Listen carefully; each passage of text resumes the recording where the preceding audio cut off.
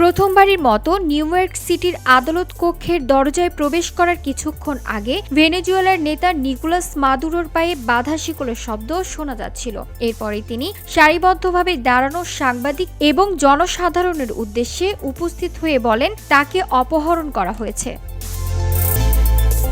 আদালত কক্ষে প্রবেশের কয়েক মিনিট পরেই বিচারক অ্যালভিন হেলার স্টেইন মাদুরোকে তার পরিচয় নিশ্চিত করতে বলেন যাতে বিচার শুরু করতে পারেন। এ সময় তিনি বলেন, আমি স্যার নিকোলাস মাদুরো, আমি ভেনেজুয়েলা প্রজাতন্ত্রের প্রেসিডেন্ট এবং আমি 3রা জানুয়ারি থেকে অপহৃত হয়ে এখানে আছি।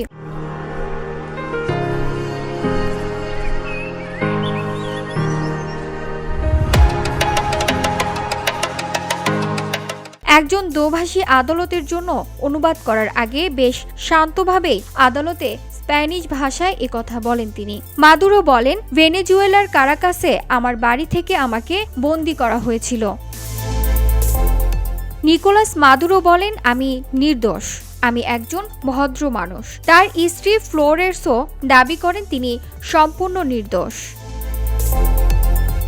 সোমবার বিকেলে 40 মিনিটের নাটকীয় এই বিচার চলাকালীন মাদুরো এবং তার স্ত্রী সিলিয়া ফ্লোরেন্স মাদক ও অস্ত্র সংক্রান্ত অভিযোগে নিজেদের নির্দোষ দাবি করেন। মাদুরো ও তার স্ত্রী শুনানি চলাকালীন সময়ে জামিনের আবেদন করেননি, তবে পরবর্তী সময়ে তা করতে পারেন, যেটির অর্থ এখন তারা ফেডারেল হেফাজতে থাকবেন। আগামী 17 মার্চ এই মামলার পরবর্তী শুনানির দিন ঠিক করেছে আদালত। VOD Bangla news desk.